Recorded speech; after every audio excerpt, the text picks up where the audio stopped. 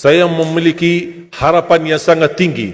InsyaAllah Indonesia, sepanjang apapun kegelapan, sepanjang apapun kegelapan kezaliman, sepanjang apapun kehilangan keadilan, InsyaAllah akan datang satu saat terbitnya matahari adil.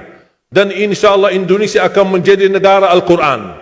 Saya bisa meyakinkan gitu karena saya telah merasakan bagaimana di Turki. Turki negara sekuler yang ratusan tahun serangi Islam, ratusan tahun menabaikan Islam, tidak boleh kumandangkan azan dalam bahasa Arab, tidak boleh ada rumah tahfiz, tidak boleh ada pesantren, tidak boleh belajar agama, tidak diberikan anak-anak kita bisa belajar dengan sendirinya Al-Quran. Semuanya dilarang dengan keras, bahkan terancam orang-orang yang melanggar aturan itu. Allah subhanahu wa ta'ala melahirkan seorang presiden yang bisa membaca Al-Quran. Coba buka di YouTube bacaan Erdogan bagaimana. Itu dilahirkan dari negara sekuler. Saya bisa meyakinkan InsyaAllah 1 juta menghafal Al-Quran. Dan bapa ibu mudah-mudahan masih punya umur akan mendengar pengumuman besar. Imam besar salat Idul Fitri dan Idul Adha sekaligus khatib adalah Presiden Republik Indonesia menghafal Al-Quran. Itu yang saya yakini. Dan saya tidak pernah merasa lelah. Dan saya selalu berkata sama istri, kalau saya mati itu pun karena saya bersama Al-Quran. Wallahi jamaah sekalian, yang bersama Al-Quran tidak akan merugi. Berkah rizkinya, berkah umurnya, terjamin kebahagiaan. Allah subhanahu wa ta'ala hanya minta satu, berkenan bersama Al-Quran di dunia. Apa yang kita dapat? Apa yang akan dibalas?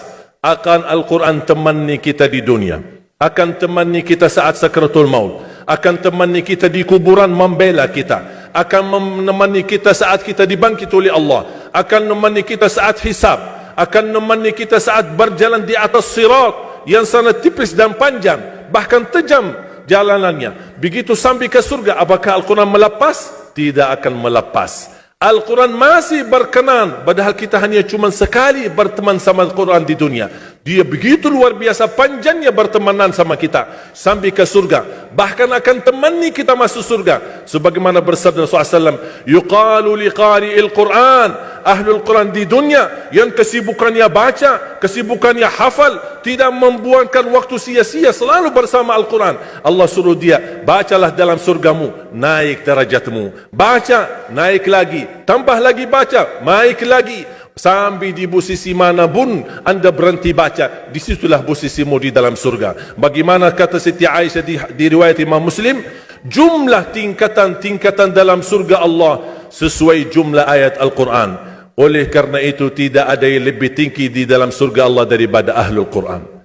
Cukuplah bahagia Ahlul Quran ketika di hari kiamat dipanggil, semua manusia dibangkitkan oleh Allah. Malaikat memberikan pengumuman, mana Ahlul Quran? Berdiri, rapat, berdekatan.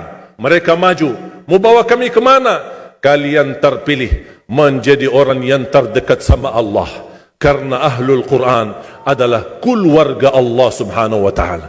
Bukan hanya kita sendiri yang mendapatkan anugerahnya dan manfaatnya.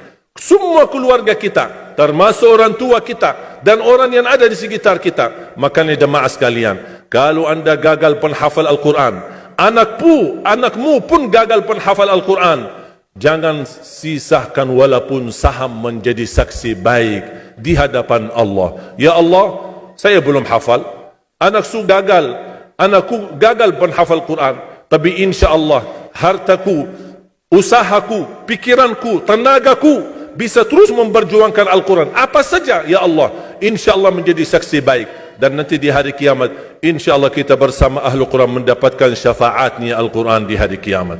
Kita sangat membutuhkan ayat-ayat yang dikumandangkan ketika meninggal dunia. InsyaAllah setiap satu huruf akan disalurkan 10 kebaikan.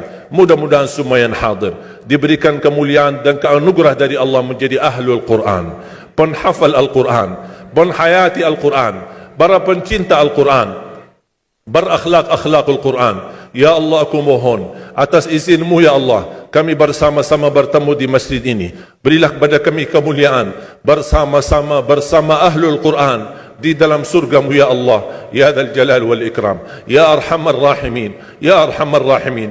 Anugerahlah kepada kami anak dan keturunan penghafal Al-Quran, anak dan cucu penghafal Al-Quran yang mampu menjaga nama baik keluarga kami, yang mampu membanggakan kami di hadapan-Mu hari kiamat, yang mampu menghadiahkan mahkota untuk kedua orang tua kami. Birahmatika ya Arhamar Rahimin. Ya Allah, maafkan kalau kami tidak berhasil menjadi penghafal Al-Quran.